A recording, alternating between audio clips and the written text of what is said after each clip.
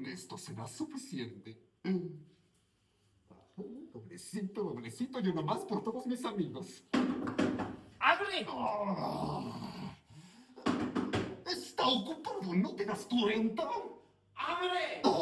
No dejan hacer mis compromisos. ¿Qué es lo que quieres? ¿No ves que estoy ocupando rezando?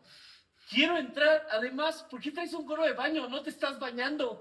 Su nombre lo dice, gorra de baño. Necesito una gorra para hacer mis necesidades en el baño. ¿Te quedó claro eso? Salte de aquí. Oye, ponte una gorra de baño. ¡Lignekinik Powas! Ni siquiera le baché la taza. Ay, Dios mío.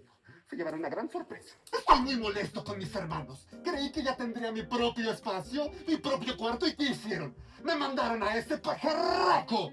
Ya no puedo hacer mi yoga a gusto. Pero bueno, tengo cosas más importantes por las que estoy molesto. Y es que no me dejan usar mi gorra de baño. Eso dice su nombre, gorra de baño. Yo necesitaba hacer mis necesidades y por supuesto, no podía dejar de ponérmela.